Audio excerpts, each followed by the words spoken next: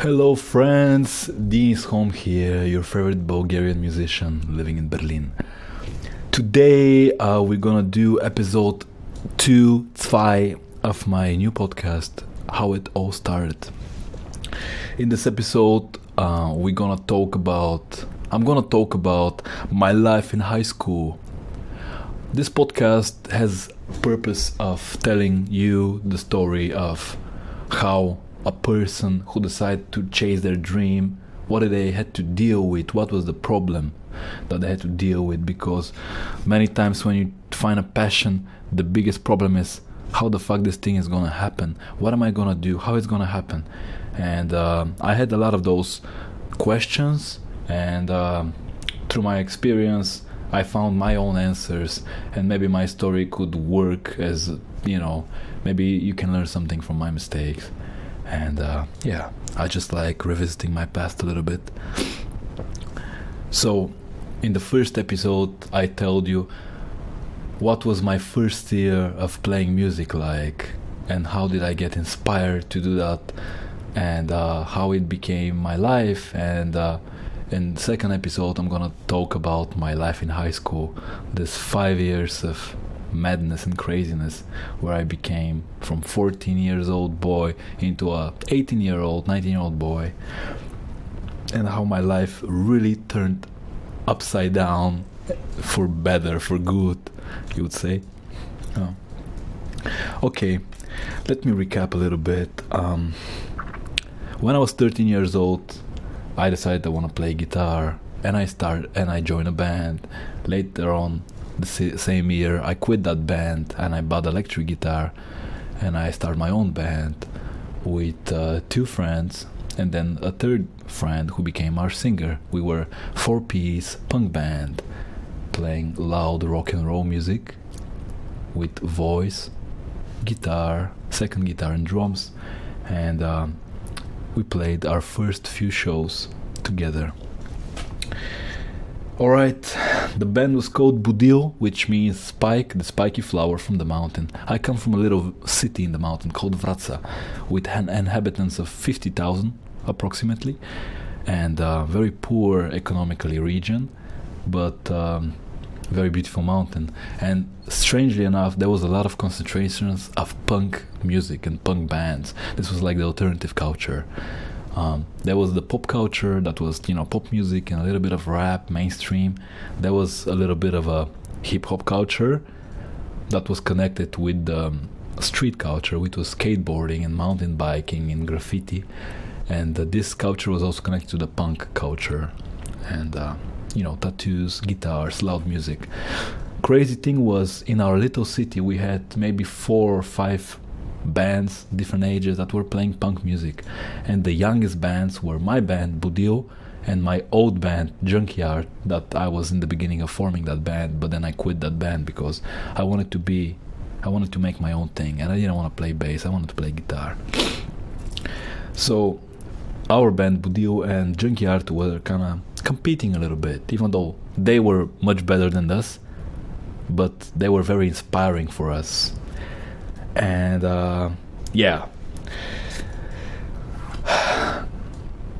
the first big thing that we did as a band was our band Budil went on TV, and there is a musician in Bulgaria called Vasco Krpkata, which means Vasco de Patch. He's a blues rock star, like superstar. He's our Eric Clapton, no, our Stevie Ray Vaughan, or our B.B. King. He is our most important blues musician, and he became famous in the 80s and 90s, where the communism or the socialism in Bulgaria party went down, and we started to having a democratic system. And he was a young musician back then, and he was on all the political protests against the system, and this is how he earned his name as a rebel who writes beautiful songs about freedom. And I was a big fan of him. He was the only musician that was not making punk rock that I really loved. My parents really loved him, and we had a lot of his music on cassettes, and we watched him maybe once every 2 years in a live show. We had a little rock bar in our city that had a live music once a month maybe. So this guy Vasco de Patch, he made his own TV channel, not TV channel but TV show in one of the alternative programs in Bulgaria called Scat, and his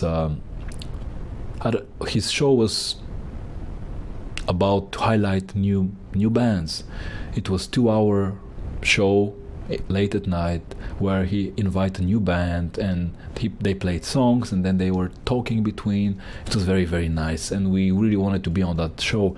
And with the help of the father of my drummer, he was the medicine man, and he wanted to help us. So one day he just called Vasco or wrote him an email and asked, "Can my son has a band? Can they go and play?" And he accepted, and we went there to play.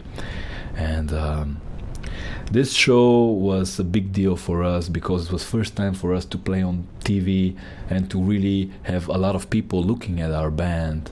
And in that moment we had a few original songs, maybe just a few. One of them, our biggest single, was called Mutras Jeep, which basically translated into a mafia person with a big car or something like this. So the song was in a way highlighting the big mafia shit we had in Bulgaria, how things were happening in a very difficult way because of the past, because the big change from socialism to to freedom, to democracy. And so there was a lot of mafia in our country, and this was a big problem for everybody. Everybody was suffering, and we decided it's going to be a nice topic to write a song about, even though we were still young and didn't know anything about politics and stuff like that. And Vasco, the host, really liked that song because this is basically his message as well, freedom. And we went there to play. It was a 2-hour show. We traveled to the capital to do it, and we sucked. We were not such a good musicians yet. We were playing just a few years. Our drummer was playing for like 1 year or something like this. So we didn't really had a lot of experience in front of, on cameras, and we were like, a young band, school band, the guitar solos was a little bit out of pitch, the singing was a bit strange, the drums sometimes were getting faster and slower anyway. And that show had a lot, people were able to call and come on air and ask questions, and we had a few fans calling us, but also we get a few very bad messages on show. And this was kind of crazy because we didn't know what it's like to get a bad feedback, to get somebody telling you suck, your music is bad, what are you doing, go back home. This was new for us. And we were, when you start playing music, of course you're gonna suck, you're gonna suck for a long time. And it's very hard when somebody tells you in your face you're shit, So this was scary. And later on, the show was uploaded on our Bulgarian version of YouTube, that was called VBox 7, and it's like the Bulgarian YouTube. And parts of the show were uploaded there, some of the songs, and there was a lot of negative comments. People were saying that our singer doesn't know how to sing, and the band is shit, and stuff like that. And this really made us think that, make us doubt ourselves. At this moment, we were also getting a lot of negative comments again about our singer. So we were 4 people in a band: me on guitar, Chris on voice, Goso, my best friend, on drums, and Pavel, my other best friend, on bass. And we were thinking a lot about it, and we decided, me and the drummer and the bass player, that we want to change our singer because he was screaming too much. He was not really singing, and sometimes it was kind of painful even to play with him.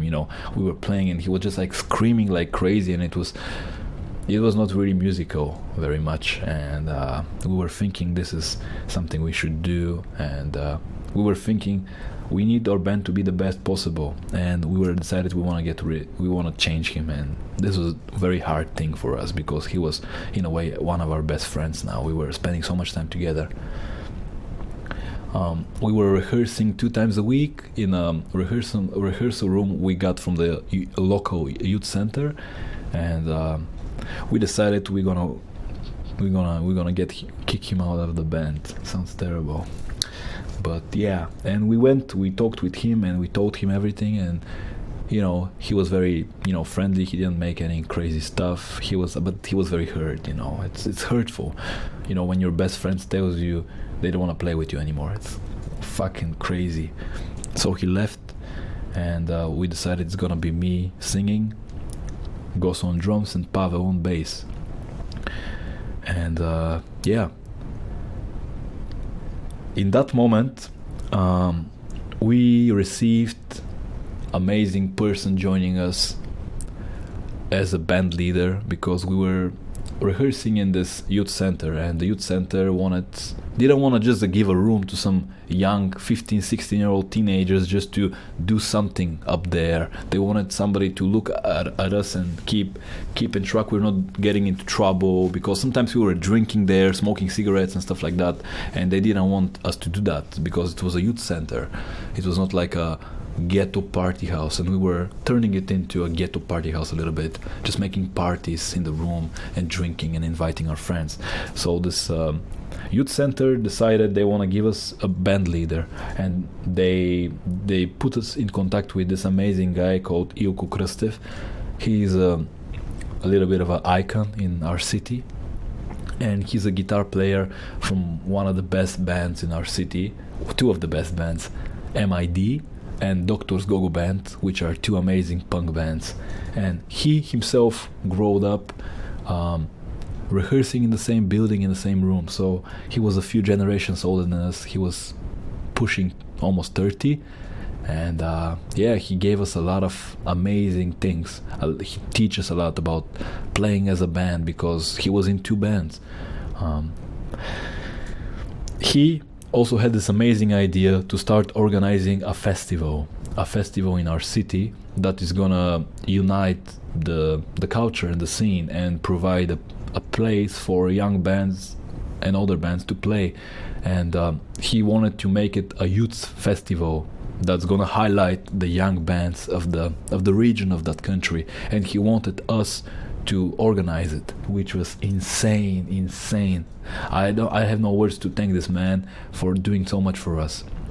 So we were these 15-year-old kids, and now we were organizing a festival. And of course we were not organizing, he was organizing it, but he was making us in the middle of the whole process, seeing how everything happens.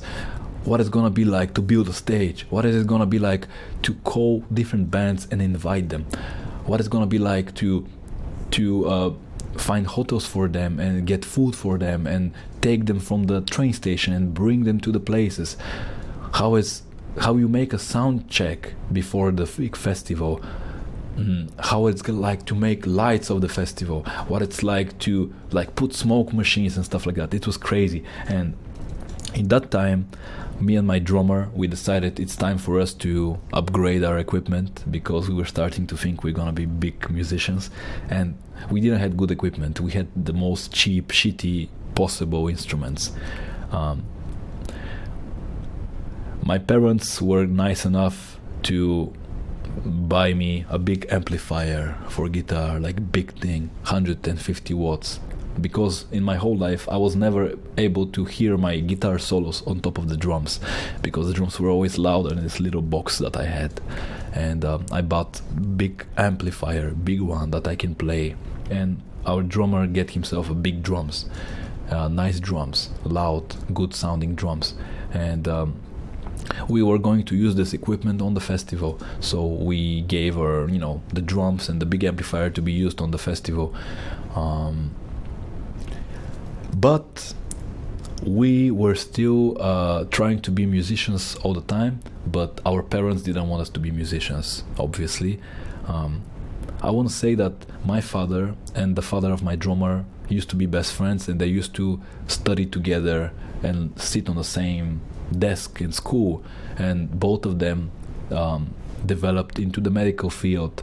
My father got a degree as a pharmacy worker, and my friend's father became a doctor. So they wanted the same for us. They wanted us to be doctors, And I didn't have a better idea, and I was not able to argue with my father, like, no, I'm gonna be a musician, because I didn't have any idea how I can defend this dream. Because growing up in this place, you see everybody's poor, and the only reason why we had kind of a normal life compared to others was because our parents were making better money because they were in the medical fields, right? They were getting better paid. So my parents was like, no way, you have to be either a doctor or a lawyer. That's it. It's your two choices. So better doctor. And I was in a medical high school. In that time, with those festivals, there was a lot of interest drawn into music in our city. And quickly, not only our band Budil and the other band Junkyard, we were not anymore the only young bands in the city. There were 3 or 4 new bands forming up around this festival that we were organizing. One of the bands was playing very hard heavy music called Mass Confusion.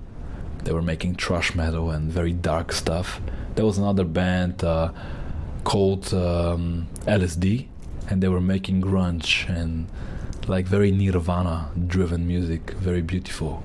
And there was another band, I forgot the name. There was another band making like rock music or something like this.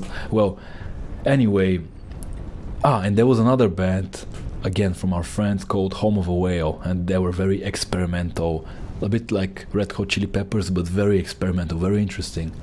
And we started to become all friends with each other and see each other and exchange ideas and play with each other. It was very nice because it was no longer just me playing guitar at home and my drummer coming over playing on pillows and on like books. It was a community. It was like there were like 5 bands all making kind of similar music but not exactly similar, and we were all like kind of competing with each other but in a good way.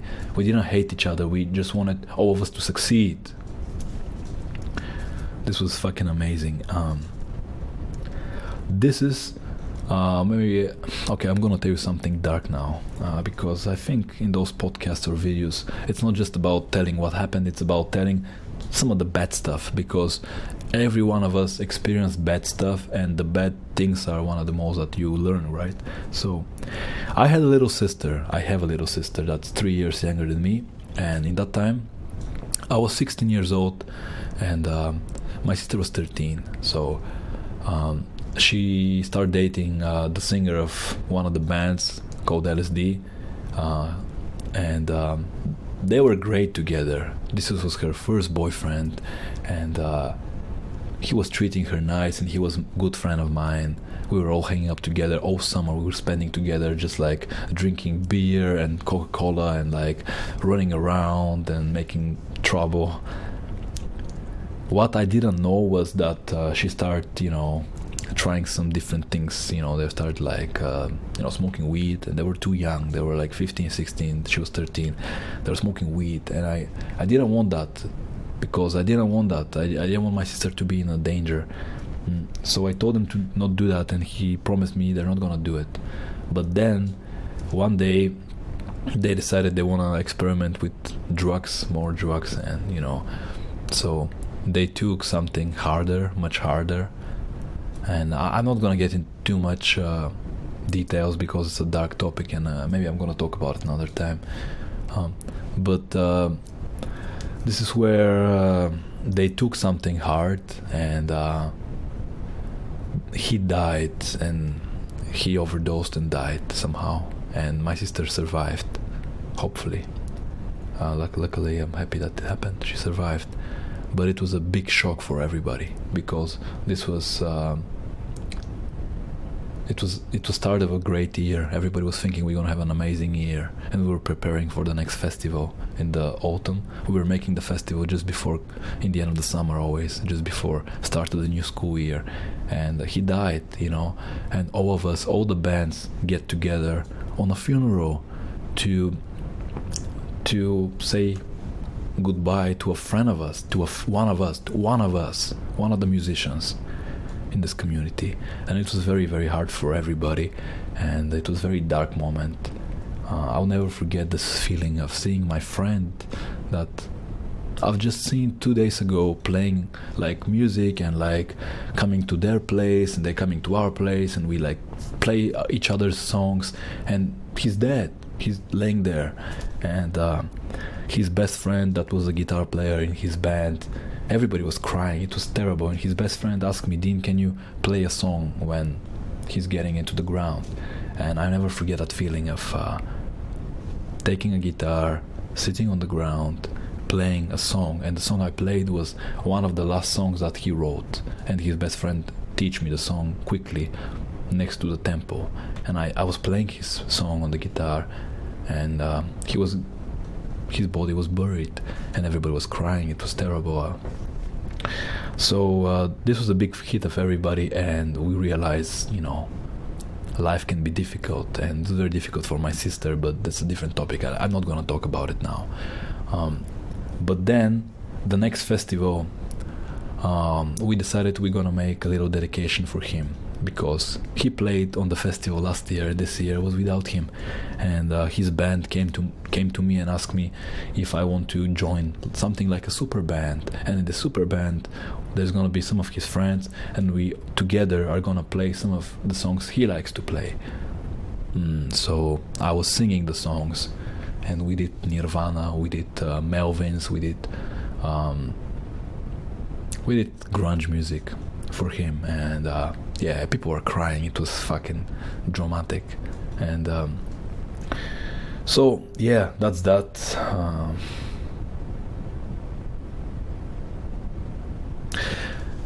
I'm gonna get back to my own thing, which was, I was little by little really into the music. Music was the only thing in my life, and somehow it was getting better and better, more serious and more serious. I was trying every possibility to become better. I was still going on guitar lessons, but less and less. And I had one of my favorite teachers in school. He was teaching art, but he was a guitar player in a very amazing band. And we liked each other a lot. And he decided he wants to help our band, so he invited my band to go to his studio and make a recording for us for free. And this was the first time we ever tried to record ourselves in kind of professional place, and it was very hard for us, very hard. We never tried to record the song before with like a metronome click track for the drums and everything. We spent like 1 full day or 2 days in the studio just recording all day, and but anyway, it was good. So it felt like everybody is helping us, because we were trying to make this dream. Everybody was helping us, but we were still kids, 16-year-old in that time, and our parents wanted us to be doctors, all right? And we were both in medical high schools, me and my best friend, the drummer. And besides school, in order to go to the best medical university in Bulgaria, you have to really prepare, and to be able to get in, you have to go to special classes after school. And me and him, we were going to special classes 2 times a week on chemistry and biology, the 2 subjects that are most important to get in medical school in Bulgaria. And so I was already having a lot of medical stuff in my school, a lot of chemistry and biology, like 10 hours a week or more, 12 hours a week, a lot of chemistry, a lot of biology. And I was going after school another 2 times, and then I was studying on my own at least 3 hours a day, just making chemistry, diagrams and everything, and preparing for the exam, big exam that was coming in 2 years. And I was hating that thing, But, my only fun and joy was the moment that I played music, because my band we were meeting 2 times a week and we were playing music, and we had our own rehearsal space. And that moment, I remember, we really felt like rock stars. My drummer had a girlfriend that was also learning to play the drums, and I had a girlfriend, but we had like some issues and we broke up for a little bit. And in that moment, I had a little affair with another girl from my school that was an artist. And it was crazy, because imagine this: you're 16 years old, and you're a musician in a band, and you have your own place that is outside of your house where your parents are not coming, and you have this room that you can go and practice music. And me and this girl, we were just running away from school, just meeting secretly between classes and just going to the rehearsal space and just drink vodka and kiss and make out for classes and skip classes, and then going to the doctor and take fake prescription that we were ill, so we can get free from school, just to go and kiss. We felt like rock stars. But as I said earlier, we were preparing for fucking big thing, the medical stuff, which was waiting for us. So me and my best friend, the drummer, we had this idea that, okay, both of us are gonna play music forever, till the end of our lives, but we're gonna become doctors, and we're gonna have long hair and beard, and we're gonna buy motorcycles and ride motorcycles and play the guitar and play the drums. And this was our dream, this was our idea for our future. But I didn't want that. I didn't want to be a doctor. I didn't want to be a medicine man. I hated it. And I started hating it more and more, because every month it becomes more and more difficult in school, and you get closer and closer to the end of the goal, which is, getting to medical school when you're young. In that moment, I get back to my old girlfriend, Maria, that she's an amazing girl. She changed my life. I have only respect for her, but I'm gonna tell you how she changed my life now. Let me see. Yeah, so we were 17 years old, just 1.5 years until we graduate from high school, and it was getting serious and serious. I was very serious. I was putting a lot of work into my school, and even though in the beginning of high school I was the worst possible student, I almost was not able to get into medical high school. It was very hard. I had the worst attitude. I was very bad. Let me just talk about school. When I was 13, I was thinking, I just want to rebel everybody. I just want to fuck the system. This is what I wanted. I wanted to fuck the system. I wanted to be the crazy guy who makes something different. But what in reality I was doing was I was just testing the world. So I had very bad grades. I had a bad name for me in school. But little by little I became more and more serious, and I kind of earned my name, and people started respecting me. I started having good grades, and in the beginning my classmate didn't like me. I was like the black sheep of my class. But in the end, the last 2 years, I became the president of my class, and I earned their trust. I was going, every time there was a problem with a teacher, they were sending me to go to talk to the principal, because they knew I'm gonna fight for them and that I'm not stupid. So yeah, wait a little bit. Oh fuck, my roommate is playing music. Wait a little bit, I'm just gonna tell her to turn it down a little bit, because you can catch it in the recording. I'm coming back in just 1 second, just bear with me. Okay, people, we're back. I'm sorry for a little jumping. We had the neighbors came because we were too loud. Crazy. Yeah, let me get back. So, I was telling you about high school and the fact that I was getting more serious and more serious in my school, because I had to, because I made a promise to my parents. They're gonna support kind of my music stuff. So I'm gonna go to medical school, and I'm gonna have a good future. And this was making me crazier and crazier, because I was getting sick of chemistry. I was getting sick of biology. I was getting sick of learning the anatomy of people and the stuff from school. I just wanted to make music and become a rock star. This was my dream. I had in my room these posters about different musicians, and I just wanted that life. And I was getting crazy and crazy on this. And this was the moment of my life where my parents divorced. So my parents were fighting a lot, and they divorced in that time, which was good because me and my little sister were getting sick of fights. And as a little kid, you want your parents to be together, but if they're together and they're screaming and fighting every night, it's better if they're not together, because you want to have a nice home. You're 16, 17, you have all these hormones, you just feeling crazy. You go to school, you meet different people, you want different things, and you want, when you go home, to have a nice environment. And my parents divorced in that time, and in this moment my father became even more serious on me becoming a medicine person. And I was not happy going to those classes.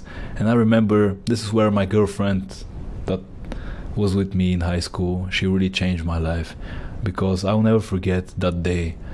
It was Saturday. She came to spend the weekend with me in our parents' house, and she was waiting for me home, that I finished my chemistry class, and I was coming home. And I was, every time when I come home from chemistry, my face was like this, I was just sad, I was not happy. And she can see it, and she was quiet about it for a long time. And this day she was like, "You look so sad." And I was like, well, I really don't want to do this. And I remember it was Saturday afternoon. We were laying in my bed, and we were talking, and she was listening to me, listening to my problems. And she just asked me, if you don't want to be a medicine person, if you don't want to do this, then what do you want to do? And I said, well, you know what I want to do? I want to be a musician. She was like, yeah, but what does it mean to be a musician? Very good questions. A good listener asks very good questions. And I said, I don't know, I want to be because I was afraid if I decide I want to be a musician, but I don't become like the best guitar player or the best singer, what am I going to do? And I was thinking, okay, maybe I can be sound engineer. Maybe I can be somebody who works in the studio, and even if my music doesn't become the best, maybe I can work with other people on their music, and this can be something that I can be doing for work. And she said, well, maybe you can do that. And I said, I would like to do that, but I'm not going to do it because I'm going to medical school in 2 years. And she asked me again, well, if you don't want to do it, why don't you do what you like? And I was like, wow, why don't I do what I like? And this was the moment where I really realized, okay, if I'm talking about it and complaining about it, am I going to actually do something about it, or am I going to just keep on complaining? And this was this girl that I loved. She was my first real girlfriend, and she was somebody that I lost. We lost our virginity together. We had so much experience together. We spent the summers together on the seaside with our friends. We were camping together, fighting and getting back, and she was my favorite person. And she was sitting next to me, asking me, putting me on a spot, challenging me, if you don't want to do that, why don't you do what you like? And I was like, fuck, I have to answer her. And I was like, okay, let me think about it. And I thought about it a lot, for a few days, and then realized I don't want to be a medicine person. No, I'm done with this. And it was crazy because it was only 1 year until we graduate, the last year. And I realized I don't want to do this. Then I started making research, and I realized I can study studio work, I can study sound engineering, I can become an engineer if I want to, music engineer. Then it was the difficult part, going to my parents, telling them I don't want to be a doctor, I want to be a musician.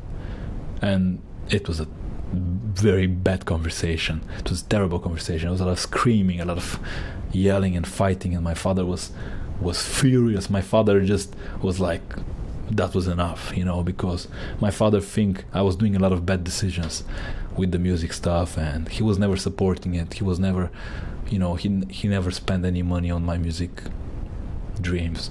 He was happy to spend money on like me going to sports, or me going to medicine and like classes for medicine and biology and chemistry, but he didn't want to spend anything for music, because he said this is gonna be terrible idea. And he told me, what, you're leaving a future that it's gonna be good for you to become a slave for other musicians in the studio, to become poor, to be poor forever. And it was hard for me, because he was telling me those things. My mother was trying to support me, but the problem was we didn't know anybody who was successful in music and was not completely poor. And every musician that I know, they always had a second job. They were all like being teachers or working in some kind of social way, or some of them were doctors. One of the best bands in my city, the band of our band leader, he was the singer was a doctor. And it was a lot of fighting with my parents to defend my position, but I was serious. I was like, no, I'm done with this.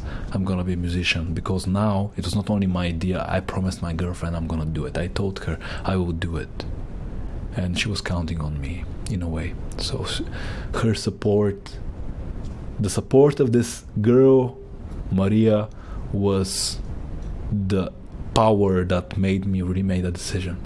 A lot of times people say, next to every powerful, successful man, there is a successful and powerful, strong woman. And I believe that's of course, if you like boys and you're a boy, if you like girls, that's the same. But what this means, in my opinion, is when the person that you love the most, that is next to you, and this person gives you support for something big, this is the power that you need to actually achieve great things, to achieve something extraordinary. Because without her, I was not gonna be able to make that decision, but I took it. And so I started researching how can I get to music school. There were only 3 schools in my country for music. One of them was deep in the mountains for like classical folklore. That was not my thing, obviously. The second one was the conservatory in Bulgaria, which was a very traditional music school, very traditional. And the third one was the newest university for arts and media. It was called New Bulgarian University, and it was the best for what I wanted. It had the best studios. It has the most famous people working as teachers. People from TV were working there, and it was advertised as the university of the future. And but there was one problem: it was private. So wow, it was expensive to be there. And not just I left future of being a medicine person, doctor, for something so like unreliable, like being a musician. But I always also wanted to study in private university. My parents like, wow, no. And I was like, well, that's the best place to be. I have to be there. And it was a big fight to get there. So I started going to guitar classes, serious guitar classes, because I was like, okay, if I'm gonna do that, I'm gonna do that. If I want to do that, I really have to prepare, because I was preparing for chemistry and biology. I was not preparing for like music university, even though I was playing music every day. I started going to intensive guitar classes to get ready to play those jazz chords and be able to get into the school. And I was going to music theory classes. So I switched the chemistry and biology with this. It was a big, crazy change in my life for this 1 year. And let me tell you another thing. This was my first tattoo that I had in my life, these numbers. And people ask me, what is it? Well, these numbers this is the serial number of my first guitar that I bought with the help of my parents when I was 13. This guitar changed everything. This was my first guitar. I was playing at high school. And I tattooed it on my hand. My first tattoo. Crazily enough, my friend, the drummer, he also got his first tattoo in the same place, and the tattoo that he chose was the Cardiogram, which is basically when you see somebody on TV, like in a hospital, and they have this kind of a machine, like beep, beep, and this thing, you see this line going, this like This is called Cardiogram. Cardio means heart, and Cardiogramma means monitor that shows the rhythm of your heart. So he wanted to put his rhythm of his heart on the arm, whatever, like a little bit of a medicine thing. But weirdly enough, I ended up going to music school and he ended up going to medical school. So everybody kind of went where they wanted to go. But I prepared for music school, and when the day came to do the exam, I got in. They accepted me, and this was one of the best moments of my life. I was like, fuck, I'm accepted. I'm in the capital. I'm gonna study music with other people who want to be musicians. I'm gonna be in this environment, and this was a celebration for me.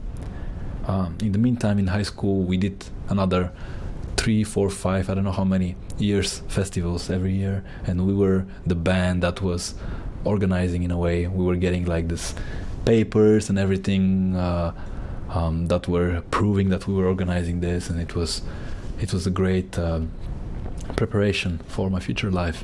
I'm gonna finish the story now with on me getting into music school.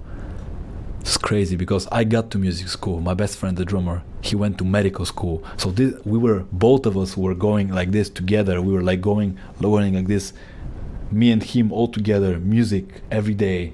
Me the guitar, he the drums, wanting to be doctors. And then I was like, fuck it, I'm just gonna go all in. I'm gonna go all in the music. He was like, oh, I'm gonna go to medical stuff. And this is where me and my best friend's lives starting to go in a different direction. And very interesting thing happened later in university. I'm gonna tell you all about this in the 3rd episode. So I'm gonna finish now on this. What it was like to be in high school, it was very, very interesting. I didn't tell you a lot of the things that I saw there. I just wanted to keep it into the direction of music because my channel is about music, and I wanted to talk about music more. But in high school, I'm very thankful that I found out my dream, my thing that makes me most happy. I found it very early in my life when I was 13 because of a video game. And then I tried my best to imitate it. I tried my best to make a band that sounds like my favorite bands. I was trying my best to be around musicians. I took part into festivals, into concerts. I played with my band on TV. We played in different cities. We were like a little tour. We made t-shirts with Budil, the name of the band. We had girlfriends. I experienced this life of drinking, and I experienced what it's like to lose a friend. One of my best friends died, as I told you, when I was 16. I saw this thing in my eyes, how quick everything can change. I saw what it's like to see your parents divorced and fight every night in front of you. I saw what it's like to be the worst student and then to become one of the best students, and to change your life, to prepare for one thing that you don't want. I didn't want to do what my parents wanted me to do. They wanted the best for me. My parents wanted the best for me, but I didn't want to do that. And I switched it to something that I dreamed about. I kind of jumped into the unknown. That was the scariest decision in my life, to go to music school. It was the right thing to do. I'm gonna tell you what my life in music school was in the next episode 3 of how it started. My podcast by DEANisHOME.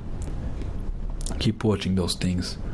I have plans for the next episode, and I'm gonna have guests as well. It's gonna be amazing. Have a wonderful day, and do what you love. Try. The most difficult thing is to try.